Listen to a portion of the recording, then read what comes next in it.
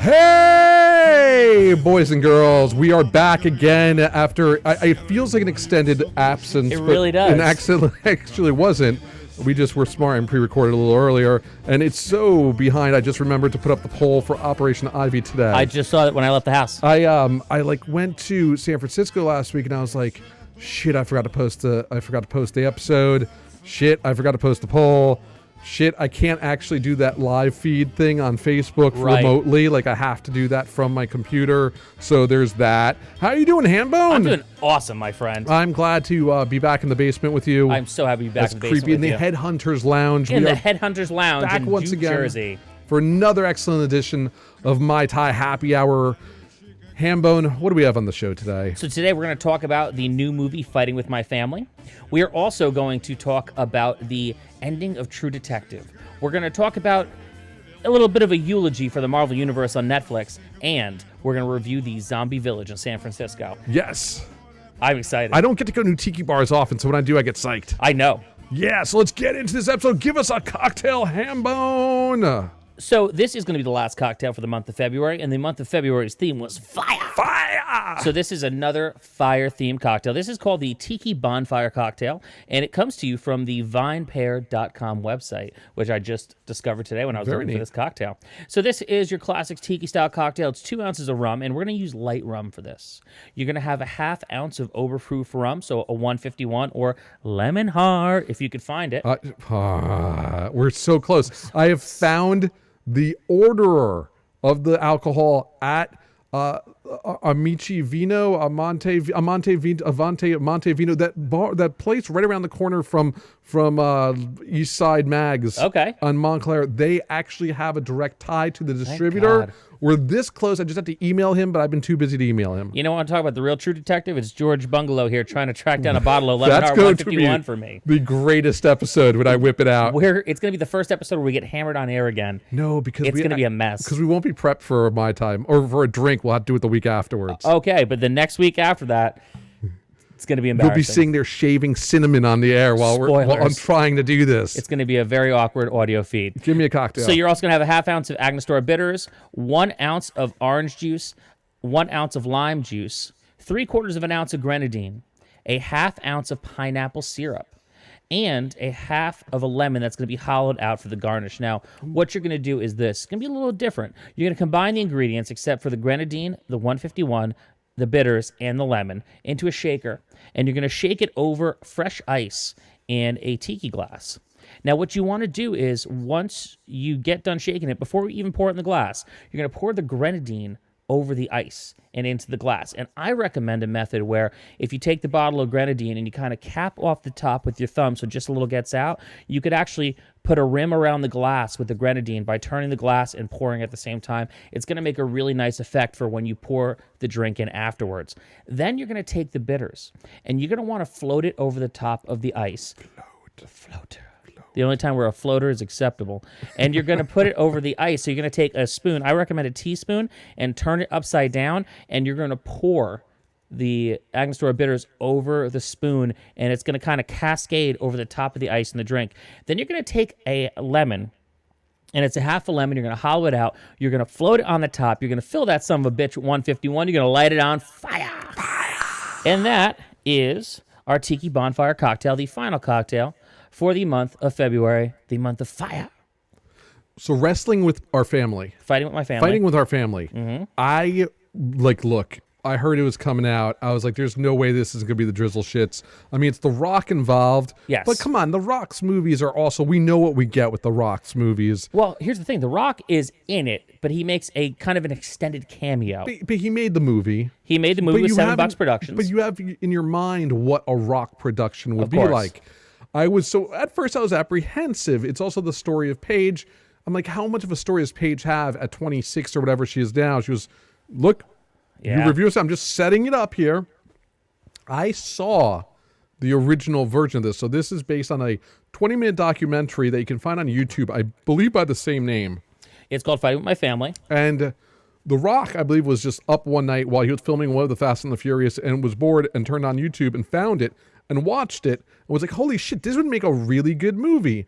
And I honestly believe that if you want to really see a great short documentary to get yourself prepped and psyched up for this movie, definitely check it out. It is on YouTube. It's very easy to find. It's short, and it's a really good, I love documentaries. Truth is stranger than fiction. Yeah. And this truly is, the source material is really, really good. But then, like, the reviews started coming in, and it was like 93 and 94% Rotten Tomatoes, like 96 at first.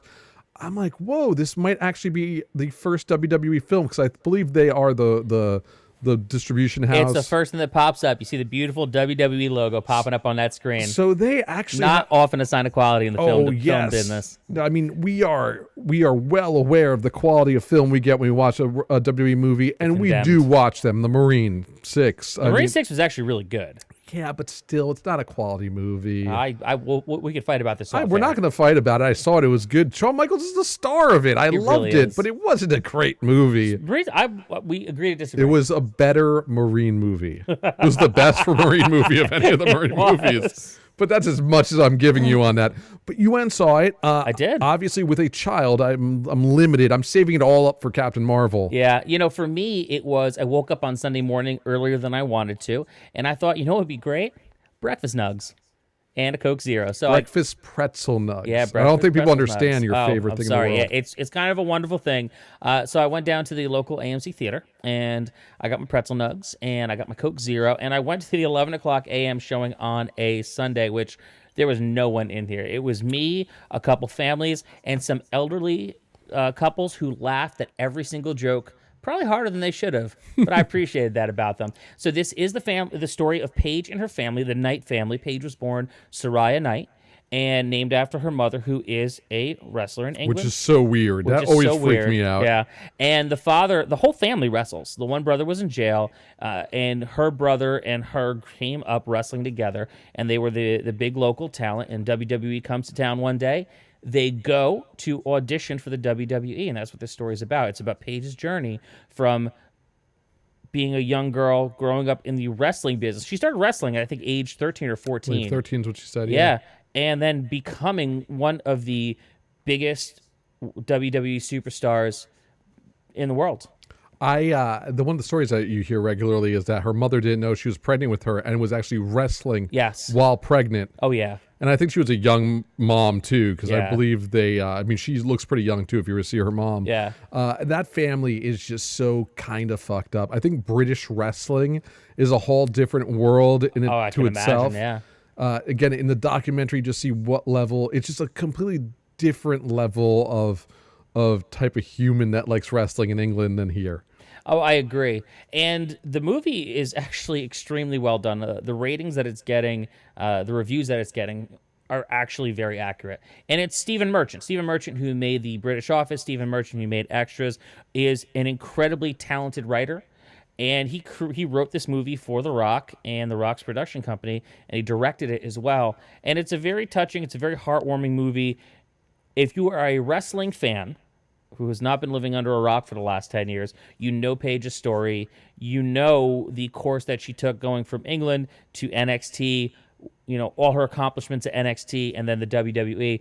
They have to cherry pick certain things and kind of gloss over certain things because it is an hour-and-a-half movie. However, they do a stellar job with it. And Lena Headey, the mother on Game of Thrones, plays Paige's mother in this movie. And she's great. She's fantastic. It's just, for a second there, you have that, because you see her face, and you're just, if you're a Game of Thrones fan, you're just like, Vince Vaughn plays Bill DeMott. Vince Vaughn essentially plays Bill DeMott, and you have Nick Frost, who plays Paige's dad, who Nick Frost is fucking great in anything he's in. I look forward to seeing it. I definitely will watch the shit out of it once it's available on demand. I love the fact that people are saying that it's really, really geared for and acceptable by people who aren't wrestling fans. Oh, of course. Like, they made it really accessible, and they made it heartwarming. It's great. And I hear a lot of wrestling fans like it too. Yes, you can nitpick some of the weird terminology. I believe they call it the NXT a few times. That pissed a few people off. There are some complaints. Why didn't they just use actual wrestlers for some of the parts? They did. And They did. They did, and I don't want to say it out loud because I don't want to spoil it for people who are current fans of the WWE, but certain wrestlers do pop up, and one female wrestler pops up in a very prominent role at the very end of the movie. And Very cool. It's really impressive. The Rock's in it, and The Rock is just The Rock. Yeah. Look, you know who you're getting into bed with when you get into bed with The Rock. Yep. I mean, it's The Rock. We know, we smell what he's cooking. We definitely smell what he's cooking. I will say that I can understand why when I say regular people, I would say non-wrestling fans enjoy it because it is a perfect sports movie where you have a person who's kind of the underdog and they go from like zero to hero. And I could see why a wrestling fan would really enjoy the movie because it's a really good movie about professional wrestling. I recommend everyone go see this flick. I will go see it. I'm super excited to see it too. Is it at all a bummer knowing that she can't capitalize this in her career? Does it bum you a little bit that she's definitely has a positive outlook on life, but for those that don't know, Paige in her actual life has been injured to the point where she might not be able to wrestle again. They haven't gone all out and said she has to retire. They've learned that lesson, but she's been injured enough where she might not wrestle ever again. Yeah, honestly, it is a bummer. It was a bummer kind of watching it because you get so excited and so involved in her story, and so like you're rooting for her the whole time. And as a wrestling fan, like I know how it ends. Like I know how the movie ends, but you also kind of know how it ends for her in real life. And I wish her the best, and I really hope she can find her way back to the ring again. But yeah, it is kind of a bummer, and it's interesting because after the movie, it's an after credits sequence, but really it just goes under the credits. They actually show you clips from the documentary, and when you see Paige in the documentary, you see how she's a little girl. And I know it sounds weird, like I'm a 40-year-old man, but like I look at her and it's just like it could be like my friend's kid. Yeah. And like just barely a teenager, and she is going for it in the ring. And she was one of the youngest champions too. Yes.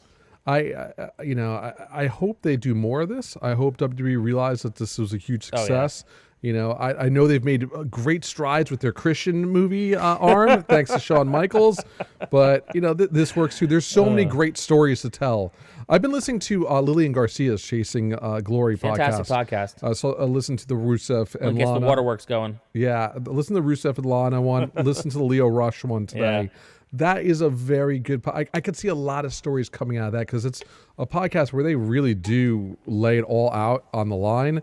And that's where like you hear what these wrestlers go through. Oh yeah. And I just would love to see some of those turned into movies. It really is crazy. It's interesting because they're carnies. It's a circus. Being in the traveling, touring, live entertainment show, it's not as glamorous as anyone would imagine it to be because you are constantly on the road. You're constantly having to keep in shape. You're constantly having to keep up appearances. You're constantly going. I can not even imagine, and I've toured in bands, how grueling it must be to actually be a professional wrestler. Like, God, hats off to all of you. Yeah. That said, like, I agree with you. I think that there are a ton of great stories out there that are ripe for the picking, that if WWE wanted to, they could tell some pretty good stuff. And they make good documentaries too. I mean, the stuff they do on the network's great. I just saw the Mark Henry one. That was fantastic. I haven't seen it yet. I hear it's very, awesome. very good. I mean, it's the story of Mark Henry. And I forgot that he went back to win the World's Strongest Man again later in life. Just because he felt like it. And Vince said, if you fail, there's no room for number 2 here. Just crazy. Yeah. Such a Vince thing to do. Could you imagine saying that to Mark Henry? He bent an actual metal pan with his bare hands that he thought was like... He thought it was a gimmick pan, but it was a legit pan, like cast iron skillet. So Spider-Man, yes, into the multiverse. Ooh, Was that what it's called? Into the Spider-Verse. Shit, it's okay. It's one of those nights. It's all right. Won the Oscar. Fuck yeah, it won the Oscar. I am so happy for it. So good. The day before it won the Oscar, I saw it. You finally saw it, Oh, and great. it is the best. It is the best cartoon out there. I felt like this was the best way they could have told the story of Miles. Yes. Because the MCU is so invested in white Peter Parker. Yeah. And there's no way you can really interject a different Spider-Man at this point of time without just running different timelines. It just doesn't work. Not saying that they shouldn't at one point, but you can't do what they did in that movie in reality, both at the level of, well, there's already another Peter Parker we know, but also just the fact that Peter Parker, the motherfucking Spider-Ham, is in the movie, which, by the way, I went insane when I saw it, because next to the X-Babies, he's like one of my favorite sidebar characters. And it was John Mulaney. which is and excellent. Nick Cage as like Noir, Spider-Man Noir. So good. There was so many great things about it. I thought Allison said it was better than like any of the Spider-Man movies. It's the best Spider-Man movie ever made. I don't know. I think Homecoming's really, really good. I think this smokes Homecoming. And if you haven't seen Spider-Man Into the Spider-Verse yet, what are you waiting for? No, it's on demand. Get on it. No, I think it is this coming week. I think this coming week. I may have seen it through alternative methods. It is allegedly. I believe it's coming out. I think it's coming out this week. I really, really enjoyed it. I think everyone, if you like, it's a different type of animation too. I heard it took a very long time to actually make. I don't know why it's different than traditional animation. I couldn't tell you. It just looked incredible. It looks amazing. The only complaint I had about it was just the Kingpin. Dude, is the Kingpin like have powers? Because I don't remember him ever having powers when I was he's a just kid. like a giant meatball. I know. It's just who knows like karate? I guess so. He's like a meatball ninja. Way too power. The end of it, I was a little confused on how the whole plot line thing was flowing. But great movie. Maybe you do a better job than me. I shouldn't watch it when I'm tired. But I loved it. Absolutely loved it. Fantastic. And so deserved the Oscar. I couldn't think of a better animated movie that came out last year. Oh, no, hands down. It is the best. So smart. It came out a non-Pixar year, because like Toy Story is going to fucking murder everything this year. I mean, it's just going to do it. Toy Story's Oscar bait at this point. So we're talking about failed Marvel experiments. I don't know if it's even calling them fail, but there is some failure we need to talk about here. This past week, we've called it. We've been waiting. It's been like Death Watch. Yeah. Netflix announced. I call it a slow-moving train on a moonlit night. Yeah. Netflix announced the end of The Punisher and Jessica Jones. The final 2 Marvel Knights TV shows are being canceled. For reasons that are not apparent to anyone, because they're all infighting and bitching and moaning. I have a lot of feels right now. Part of me is like, you know what? Maybe they should kill them off because they were just droning a little bit. Yeah. And the other part of me is like, well, were they droning because they gave up on them? I can't believe that.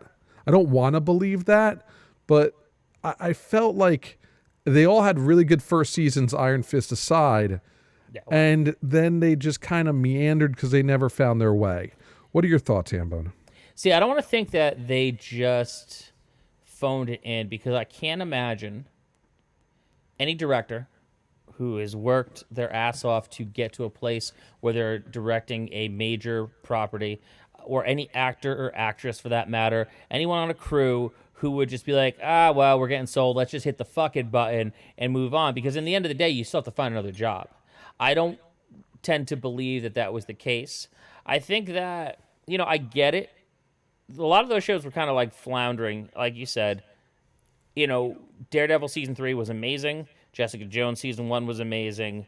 Punisher season 1 was amazing. Luke Cage was mixed. Luke Cage season 1 was mixed. Season 2, I don't know what the fuck happened there. Defenders was horrible. Iron Fist was horrible. At the end of the day, them trying to shoehorn this into the Defenders rather than just the Marvel Knights, I think hurt them more than made them. I agree. They tried to make this their own universe instead of just keeping them as part of the Marvel universe. And I think that has a lot to do with what's going on where Disney starts up their own app. Like, Disney could have, and by rights, just said, well, we just want to bring everyone home because we want to integrate them into the regular Marvel Cinematic Universe or Marvel TV Universe, because what's going on Netflix just wasn't cutting the mustard. That said, there was a decent amount of fan base for most of the shows where if they had kept it going on Netflix, I'm sure they could have really built that universe out. But there's a glass ceiling though for the Marvel Knights universe. Yeah, on something like Netflix, because you're never going to get Tony Stark in there. And when they started off, they were talking about the incident. They were referring to the Avengers situation. Right. They were tying into a little bit, and they just never even went there. And maybe it was that Disney knew what the end game was earlier. I think nobody has really accepted blame on this. Jeff Loeb, Marvel TV's had the worst non-response response. Oh, what did he say? In PR. The whole thing was basically thanking half of it was. They said he responded. I was like, oh, is he going to throw that? Like, is he going to be like, yeah, this was not on us. We're going to bring him back. No, he gave we think everyone worked very hard. We thank everybody. And then he ended with, our network partner may have decided they no longer want to continue telling the tales of these great characters. But you know what, Marvel better than that. As Matthew Murdock's dad once said, the measure of a man is not how he gets knocked to the mat. It's how he gets back. To be continued. I hear there's like a 3-year like no compete. Like I think they can't actually touch them for a little bit. Which is fine because they have enough characters that they need to play with as is. Plus, allegedly, the X-Men and the Fantastic Four are coming back to the major Marvel Cinematic Universe. The problem is that the actors that played Daredevil and Luke Cage and Jessica Jones and Punisher are so great I know. that you don't want them to, in 3 years, who knows what they'll be doing. Yeah. The guy who played Daredevil, Matt Murdock, even said he's not ready to give it up yet. Oh no, Charlie Cox was fantastic. He was, and again, this is not the fault of anyone particularly. The actors were fantastic. It's just the stories were too long. They should have been eight. They all should have been 8 episodes.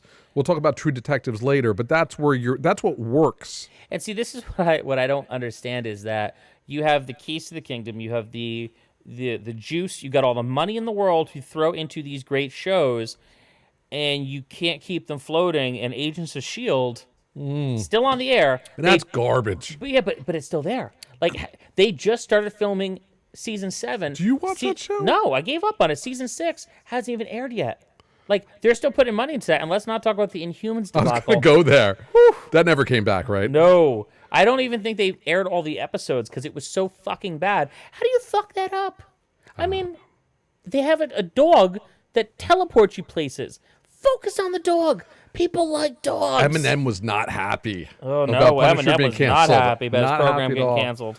I think I do worry. I think Netflix should worry more about Hulu than Disney at this point. Because do you think? I don't know if we touched on it last week, but with the whole Fire Festival documentary bullshit garbage, like they clearly are undercutting each other. Do you think Doom Patrol was timed to launch with Umbrella Academy for a reason? Oh, 100%. Like, there's no way there isn't, right? 100%. Oh, that was some petty shit.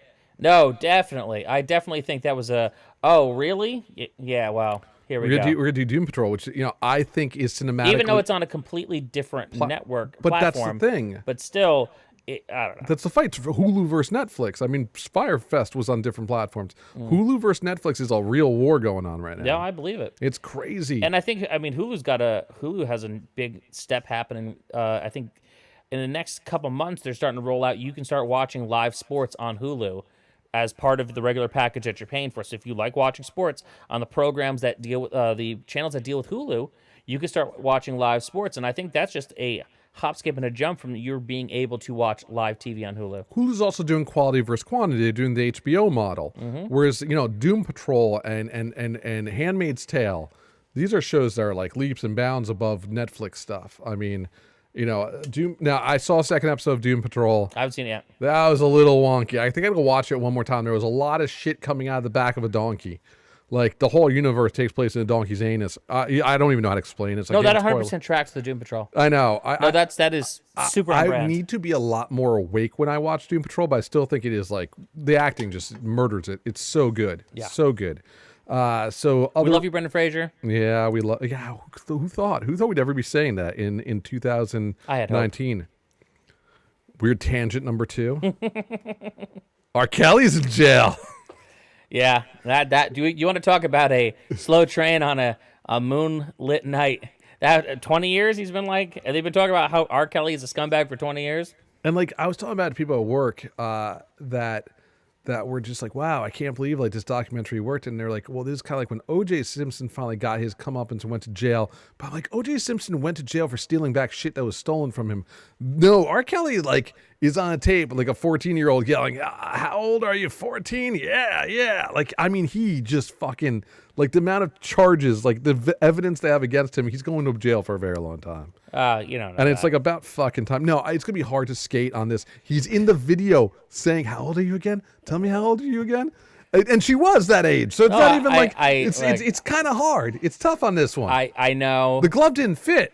The glove fits here, but man. Like you can't. The glove does fit. I kind of don't really have a whole lot of faith anymore with people actually like getting punished for the crimes that they do. Blew my mind was that he couldn't afford the $100,000. When I heard the bail was $100,000, when I heard it, I'm like, fuck, he's gonna skate because he can easily pay. I mean, come on, residuals for I Believe I Can Fly. You don't think that thing still gives him a paycheck? No, I know I do. I Believe I Can Fly. I believe that, but I know that some people who are rich don't have it liquid. Don't pay their taxes. Yeah, or their child support in this case. He definitely didn't pay. So he's still in jail. No, he's out. He's out. Did he get out today? He got out yesterday. Oh, he finally put it up. Yeah. Well, I mean, it took him a little while to kind of become liquid, and he put it out. But he didn't have to pay his child support first. Like, they were like, oh. That was what they were saying. He owed like 150 grand in child support. Yeah, it was like 170 grand in child support. But, like, it's okay. You don't have to pay that first. You could pay your bail first to get out of jail. It's just like, really, I think you might want to. But I guess it's a separate issue. And that's why I don't really have a whole lot of faith. I mean, we'll see what happens. Yes, we shall. But if he ends up skating, man, what the fuck is wrong with our criminal justice system? I got nothing. I've got nothing. Yeah. So last week I went to San Francisco, had a big Samsung event at Bill Graham Auditorium, very lovely auditorium. Did a great job putting that on. And the first night I got there, I needed a painkiller. I needed one bad. So I had heard that Pagan Idol, which is one of the most insane, gorgeous, over-the-top tiki bars in the world, their parent company had opened up another location, right around the corner from my hotel, called the Zombie Village. Yeah. And I was like, I gotta go look. So I walked. Literally, it was around the block. I walked over, and it is. So Pagan Idol is like the longest bar ever. It's like 3 or 4 levels, and you start like in a boat, and then you make your way to like a traditional tiki luau, and then you're in a jungle with waterfalls. You just keep walking back, and it's like, how deep is this fucking bar? On the other hand, Zombie Village is just a giant square. Okay. But it's almost like staggered upwards, where you go in, you walk through a door, on your left is like 2-story tall tikis, just giant open tiki.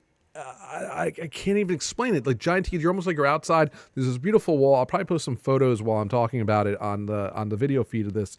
But it is incredible. But then in the middle of it is a giant square bar that you can access from all 4 sides. Oh, yes. That's awesome. And so on the left side is open air, giant 2-story ceilings, like just tiki everywhere, exotica music playing. You walk towards the back, and there's like a grotto and like a cave that you can go in for a little more quietness. But when you wrap around the other side of the bar, it almost slopes down into quiet little tiki huts. Okay. So it goes from being like very wide open, you can have a lot of people, you can speak to people, to like you can reserve your own tiki nook, like tiki hut, and it becomes cozy. So it's a weird dynamic. The bartenders were really cool. I sat down, I ordered a painkiller that had a decent mix, but they didn't have like their own Zombie Village like their own drink. Right. They were just making the hits. Yeah, so I went with the painkiller. And they had a couple. They went pretty deep. I forgot to photograph the menu, but I got a painkiller. Talked to the bartender for a while. He was familiar with all the local tiki bars, all the way down to Frankie's. And we're talking about the pain. He was asking me about the Polynesian, which opened up by us, and obviously that's like there's so much buzz about the Polynesian, their bartenders, and that they're winning all these awards for their drinks and stuff. That's awesome. For having the weird drinks.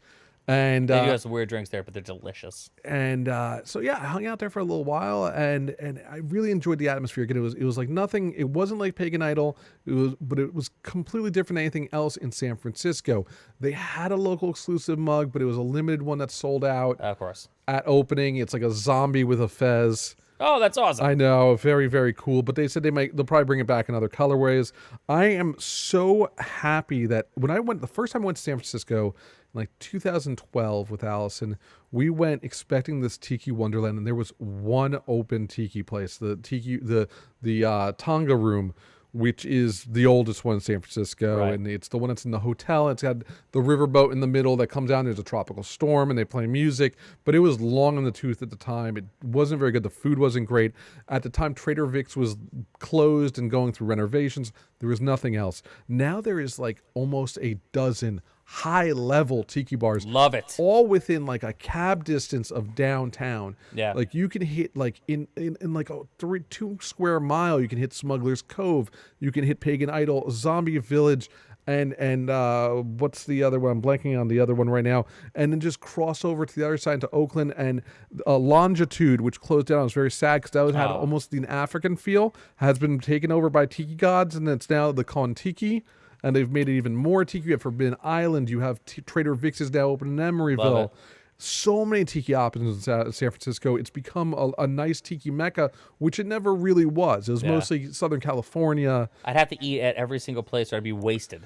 Yeah, going on that tiki and the tour. problem is Trader Vic's is the only one that really has food. Longitude used to, so maybe the Kontiki has a kitchen, but for the most part, it is just really solid drinks.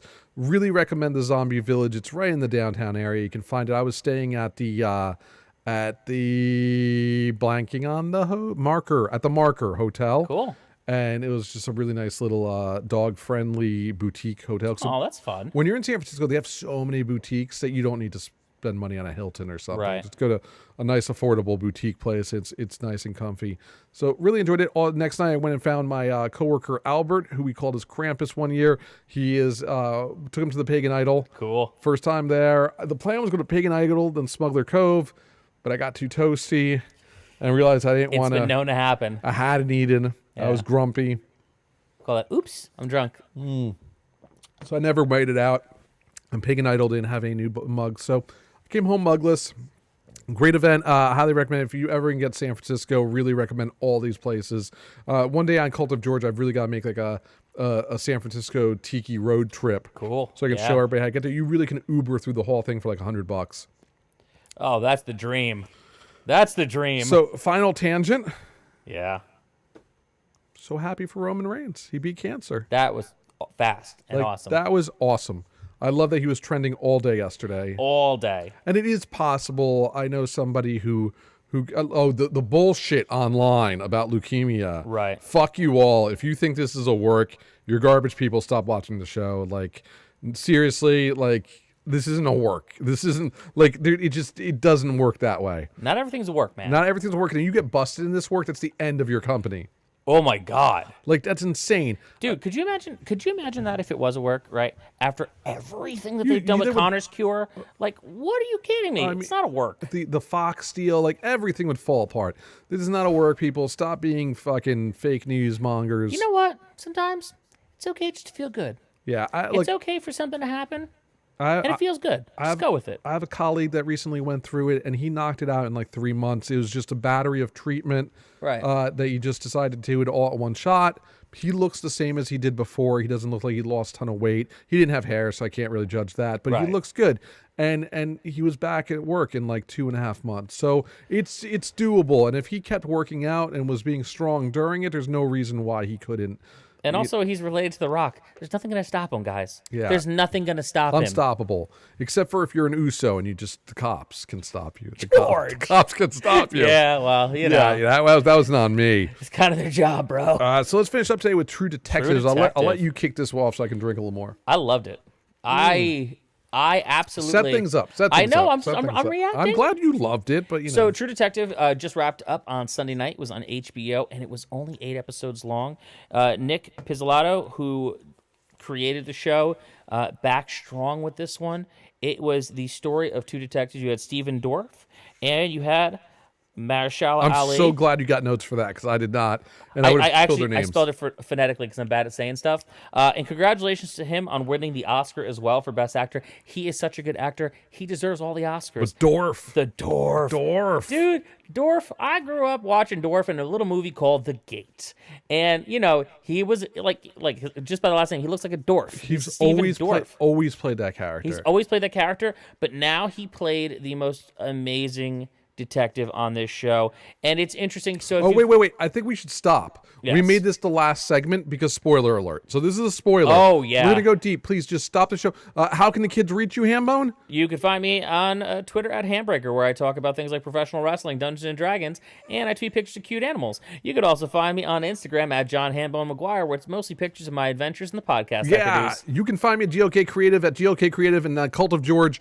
Let's talk about True Detectives. So True Detective Season 1 was rate, awesome. review, and subscribe. Don't forget to rate, review, subscribe. True Detective Season 1 was awesome. It was Woody Harrelson, and it was Woody Harrelson and what's the other McConaughey. McConaughey. Oh, how did I pull that out of my ass? It's a miracle. You're worker. way better than me at that. And it was a great detective show that some fell apart a little bit towards the last episode because it crossed a line into the metaphysical. No.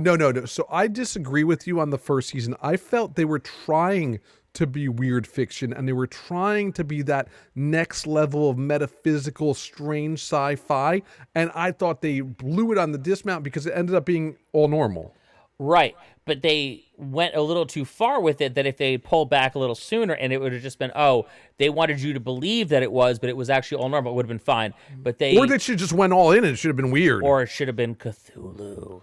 Anywho, season 2 was kind of unwatchable because it was all monologues. It was like being in a drama class, and it's a drama class where all they do is monologues for 8 episodes. So we took a pass on that. And we talked great stuff about Vince Vaughn in the Paige movie, but not in True Detectives. We learned he can't. No. Not everyone could be a hit, guys. So True Detective season 3, it takes place over 40 years, and it takes place where you have the abduction and murder of a couple children, where one child ends up murdered, the other one ends up abducted, and it is the journey of the 2 cops, Stephen Dorff and Mahershala Ali, through the years. And the twist is that Mahershala Ali is suffering from Alzheimer's. So he's trying to solve the case in 2019 while his brain is completely failing him. It's amazing. Like, it's just so well done. I don't think it's a twist as much as it's it's just a hook, you know? Like, it's just a twist is too much. Like, that's something they made it clear from the beginning. He's got dementia of some sorts. Yes. And he's advanced Alzheimer's, and he's trying to do this documentary where this film crew today is trying to figure out the story of this girl who was never really answered. There was a lot of cover-ups going on, right? And the movie, and I think we talked about this show a couple episodes ago where we gave more of the synopsis. The thing is, the first season of True Detectives, people were let down by the ending because it just turned out to be a normal weirdo, and they found him very easily under normal circumstances, which is usually how serial killers are caught. Yeah. It's usually something stupid that leads to them being caught. And I always said in the first season, what was great about it was this isn't called true crime. It's called True Detectives. It's the story of the personalities of 2 people and how they mesh together. Like, one day when they make the movie about us called True Weirdos, it'll be about us, not the murders we do at the second half of our life. Or the crimes we solve. I don't know. Crimes we solve. Murders we do. And so No. I went into this with low expectations because the second season sucked, and because the first one realized later that that's where it was going. So I'm like, I think this is definitely going to be more about the relationship between Dorff and the other guy who's named Ali, and not the story. And kind of that's where we went. The ending, the last episode really filled in everything very quickly. There was a weird twist. I never saw it coming that the girl was actually living there as a replacement daughter for his daughter. Right. Like the crazy rich guy who owned the biggest plantation, the chicken farm. Turns out his daughter's daughter died, and daughter and husband died, and to appease his daughter, he allowed her to kidnap another kid. Which I thought was really interesting because they build you up to think that the whole thing is about child molestation. Well, no, my wife was under the concern. She thought, I guess there was a lot of activity on the internet saying that it was actually a child ring, a child prostitution ring or something like that, which I actually believed a lot when they got to the point. Like, there was a point in episode 6, I think, where I thought they were like, oh yeah, that actually is it, and now it got spoiled for me, but it wasn't it. I always thought the brother died I always thought he died by accident. Me too. The Rock always was like, that kid didn't get brained. Like, he probably fell, ran. Like, it's exactly what that turned out exactly as I thought it was. That was a little weird that the sister actually put the hands in the same position as they were in the photo. That was a little weird. And there was a lot of weird. The only thing that was left unanswered was they never finished that poor documentary.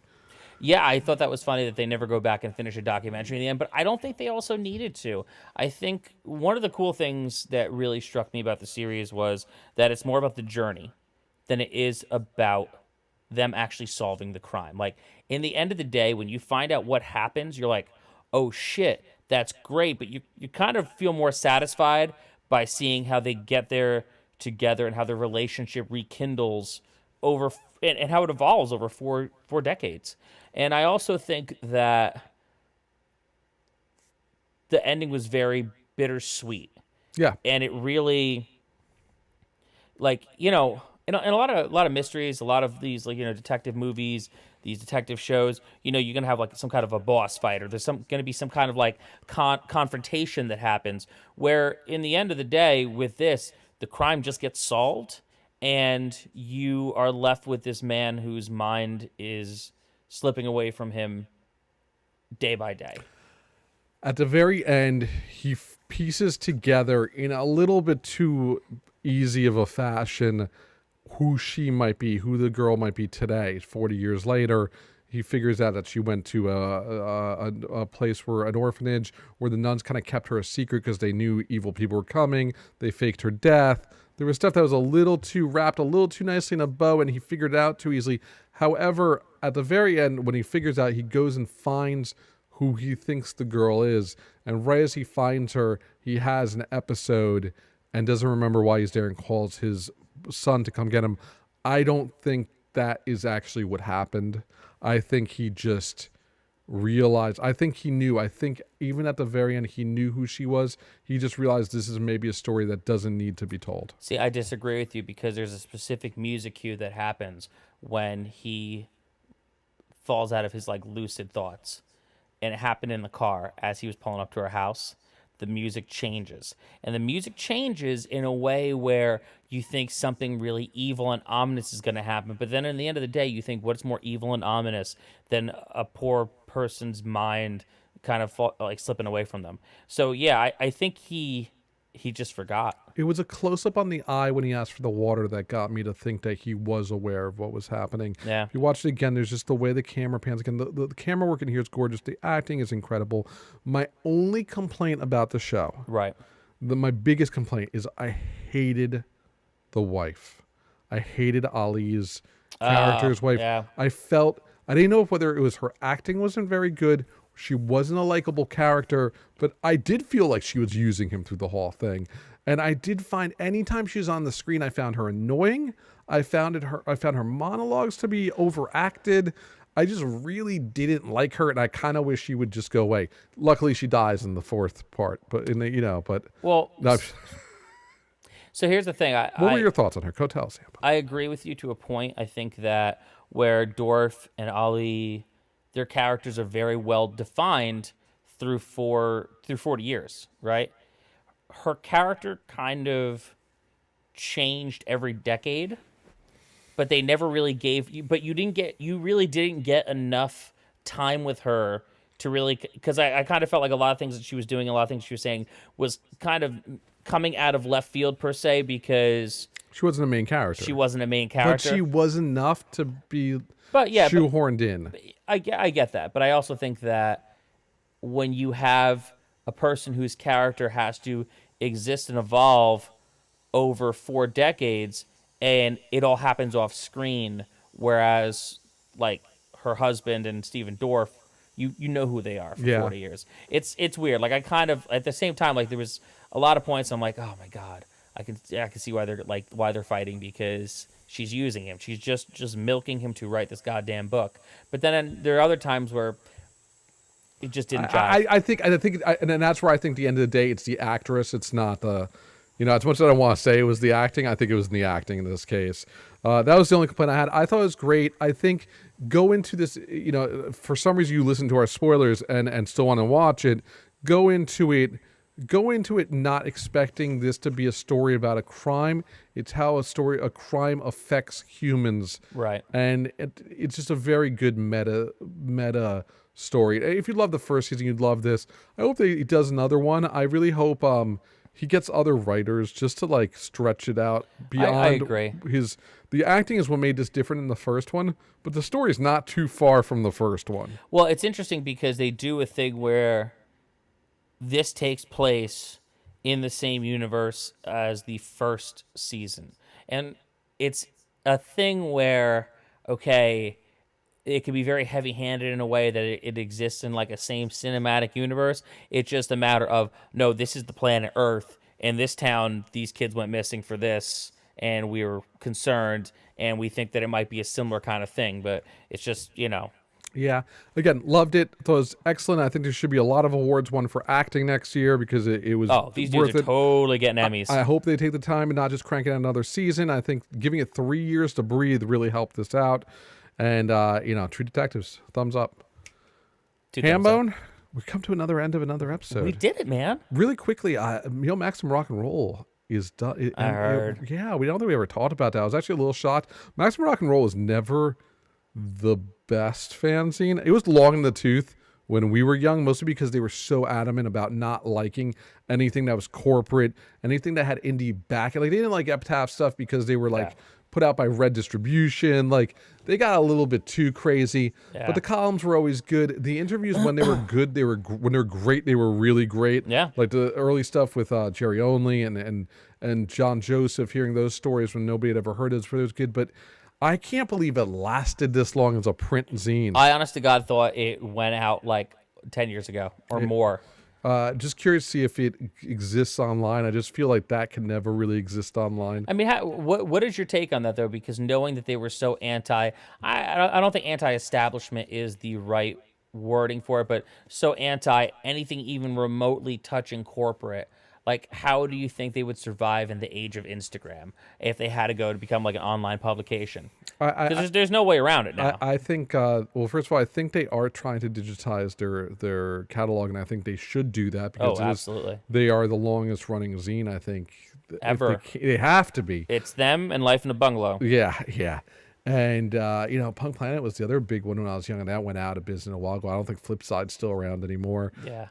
It was very interesting. I think they stayed true all the way to the end. I mean, I forgot what the name of the editor-chief, it starts with a Y. Last name was like, I don't remember. But, like, for them to stay true to it that long is really impressive. So, sad day in the zine world, even though none of us really even knew it was kind of like when CBGBs went under. Yeah. And it was like, this sucks, but we knew because we're like right around the corner from it. Yeah, it was time. R.I.P. Maximum Rock and Roll, and close to another excellent episode of Mai Tai Happy Hour. Hambone, now try it again with more feeling. How can the kid? Hold on, no, let me cue up your music. I forgot I got a soundboard. Last week I completely forgot to fire it up. How can those fun kids reach you, Hambone? I lick your boom move down. Jesus Christ, George. You can find me on Twitter at Hambreaker. I'm constantly talking about Dungeons and Dragons, professional wrestling, cute animals, and the podcasts I produce. You can also find me on the Instagram, where it's mostly my adventures and podcasts I produce. Oh, I find at John Hambone McGuire. Well, you stopped. I screwed that one up. What? Your website's looking quite nice. It's getting there. I took a look at it. It's much better than it was first time I saw it. It's getting there. Yeah. Have you finished the book yet? I'm halfway through. We got to start. We got to get the why going. We have to get the why going. I know the why, but I want to get to the end of that book. I want to refine the why. I'm very excited about it. I'm excited for you too. Where's my theme? I need a new theme song. Where can the people find you? Yeah, where can the kids can find me at GLK Creative on Instagram, at GLK Creative on Twitter. I am at cultofgeorge.com, where I'm slowly reproducing all my old stuff and writing some new stuff too. It's really good, y'all. You definitely worth checking out. I am so happy to be here. Episode after episode. This is episode 106. Wow. 106. And I'm just happy. I'm happy you're happy. You can reach out. I already did that. You can rate, review, and subscribe. Don't forget to rate, review, and subscribe. Anywhere that you get this, it's available everywhere. Spotify does very well. They're so good at it. It's so, like, Spotify, actually, I'm actually surprised by our numbers on Spotify. YouTube sucks, but you can keep redoing YouTube. Our Facebook Live stuff is... It's really the spot to get on it. Yeah, except you have to friend me. It's awkward. We'll figure that out. We'll figure that out later. Guys, I'm George. This is Hambone. Hambone, take us out. No. Yeah, there we go. That's me. I heard to give it to me, baby. Yeah. I'm like, oh, did it restart the song? That's fine. Take us out. Everybody remember, be nice. Aloha. Перебиты поломаны крылья, серой болью всю душу свело.